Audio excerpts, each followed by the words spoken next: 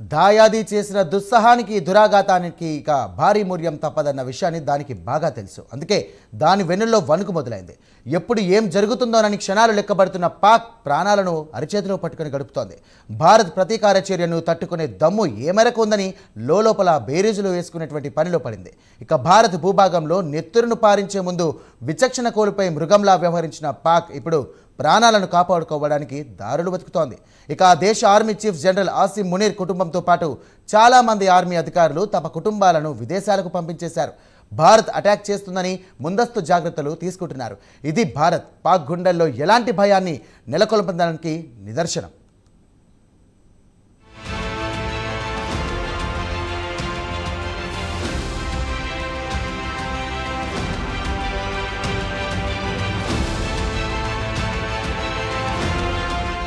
పహల్గామ్ ఉగ్రదాడితో భారత్ ఉగ్రరూపాన్ని ధరించింది.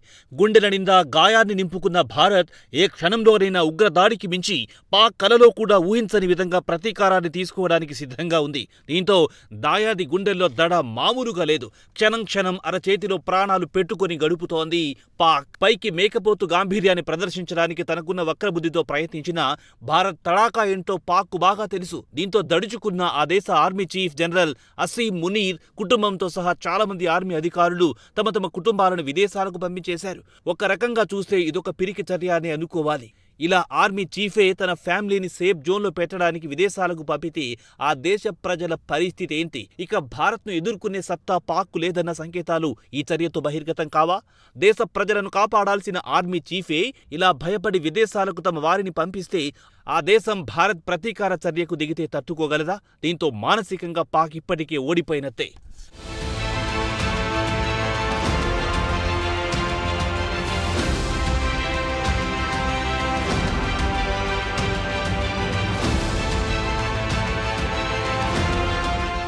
భారత్ దెబ్బకు Pakistan army chief Asim Munir కుటుంబంతో సహా చాలా మంది ఆర్మీ అధికారులు తమ కుటుంబాలను ప్రైవేట్ విమానాల ద్వారా బ్రిటన్, అమెరికాకు పంపించినట్టు తెలుస్తోంది. మునీర్ ఇంతలా భయపడడానికి వెనుక స్ట్రాంగ్ రీజనే ఉంది. 2019లో పుల్వామాలో సిఆర్పీఎఫ్ వాహనంపై దాడి జరిగినప్పుడు మునీర్ పాక్ నిఘా సంస్థ ఐఎస్ఐ అధిపతిగా ఉన్నారు. ఆ దాడి ఆయన కనుసన్నలోని జరిగిందని చెబుతారు. ఇప్పుడు ఆయనే ఆర్మీ చీఫ్ కావడంతో భారత్ను లక్ష్యంగా చేసుకుని ఉగ్ర మూకలను ఉసిగొల్పుతున్నారనే ఆరోపణలున్నాయి. ఇక ఇటీవల అసీం మునీర్ చేసిన రెచ్చగొట్టే ప్రసంగమే పహల్గామ్ దాడికి పురిగొల్పిందనే వాదనలు బలపరిచే ఆధారాలు వెలుగులోకి వస్తున్నాయి.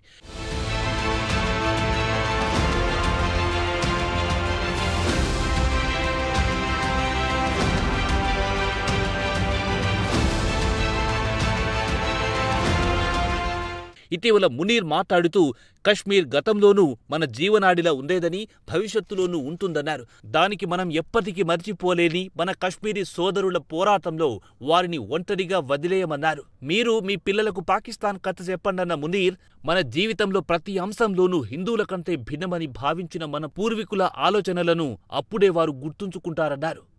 మన మతాలు, సాంప్రదాయాలు, ఆలోచనలు, ఆకాంక్షలు భిన్నమైనవని, అదే రెండు దేశాల సిద్ధాంతానికి పునాదన్నారు. మనవి రెండు దేశాలని మునీర్ వ్యాఖ్యానించారు.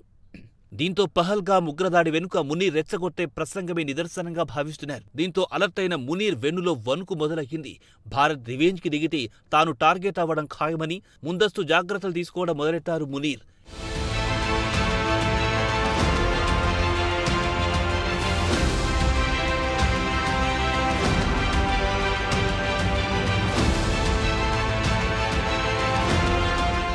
ఇదిలా ఉంటే ఉగ్రవాదుల ఏరివేత షురూ అయ్యింది. పహల్గామ్ దాడిలో 26 మంది భారతీయులను బలి తీసుకున్న ఉగ్రమూకలను మట్టుబెట్టడమే తక్షణ ధ్యేయంగా భారత భద్రత దళాలు ఉగ్రరూపం దాల్చాయి. జమ్మూ-కశ్మీర్లో సెర్చ్ ఆపరేషన్ ముమ్మరం చేశాయి. లోకల్ ఉగ్రవాదులను సైతం వేటాడుతున్నారు సైనికులు. భారతదేశం యాక్షన్లోకి దిగడంతో పాకిస్తాన్ సైన్యం భయాందోళనకు గురవుతోంది. అయితే పహల్గామ్ ఉగ్రదాడి తర్వాత ఉగ్రవాదానికి నిలయమైన పాకిస్తాన్పై కఠిన చర్యలు తీసుకోవాలని దేశం మొత్తం డిమాండ్ చేస్తోంది. ఈ విషయంలో భారతదేశంలోని అన్ని రాజకీయ పార్టీలు కూడా కేంద్ర ప్రభుత్వంతో ఉన్నాయి. పాకిస్తాన్పై చర్య తీసుకుంటూ కేంద్ర ప్రభుత్వం పొరుగు దేశంతో సింధు జల ఒప్పందాన్ని నిలిపివేసింది. అట్టారి సరిహద్దు నుండి రాకపోకలు నిలిపివేసింది. పాకిస్తాన్ పౌరుల వీసాలు రద్దు చేసింది. వారిని 48 గంటల్లోగా దేశం విడిచి వెళ్లాలని ఆదేశించింది. ఈ నేపథ్యంలోనే హోంమంత్రి అమిత్ షా అన్ని రాష్ట్రాల ముఖ్యమంత్రులకు ఫోన్ చేశారు.